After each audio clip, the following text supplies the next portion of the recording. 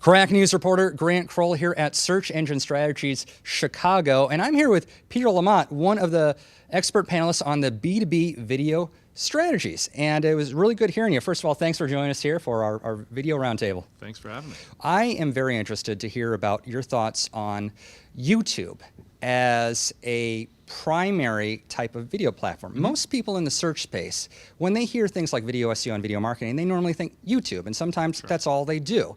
Right. Now, there are some problems with just using YouTube as your only video platform. Would you agree with that? Absolutely. There's always going to be risks, but we're here at Search Engine Strategies, so YouTube is probably the most powerful video platform. So it might be a little bit, if you're a hammer, everything looks like a nail sort of solution. But one of the things that we talked about in this panel was the different platforms that are out there.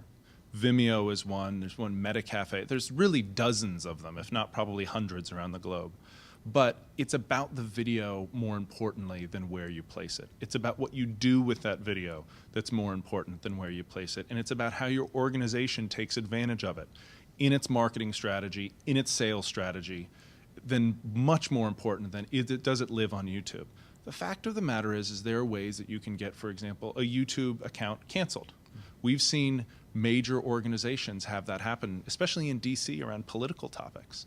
And so the fact is you need to have backups. Large corporations like, say, IBM don't need to worry as much about name recognition and getting their name out there. So a lot of organizations like that will have content systems that deliver and maintain and share all that. But for especially a small to medium-sized B2B player, YouTube's probably the best solution for them, especially with all the data that they can get around the metrics and where people are using and how they're sharing it, the comments and so on.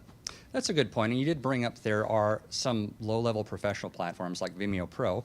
There is also some other online video platforms like Bright Cove, Uyala, that are offering $99 a month solutions. Do you think these might be a good entry-level area, and plus it also gives you real customer support like you don't get from YouTube? Well, there's a cost associated with them, of course. And YouTube is much more ubiquitous than any player out there, obviously. It is the king, and there are, like I said, many princes out there, but YouTube will always be the king. And because it's tied so heavily into Google and the SEO results that are akin to that, I wouldn't ignore it unless there is a risk there. I think the benefits of using a platform like YouTube outweigh the small risks, especially for the B2B space. Let's also remember YouTube may be the king, but the business firewalls are the gatekeeper, and sometimes they do shut off YouTube too. And so absolutely, maybe it's always worth considering, hey, if those might be your target audiences, consider investing even that small amount in a professional video platform so people have options. You can keep your YouTube channel,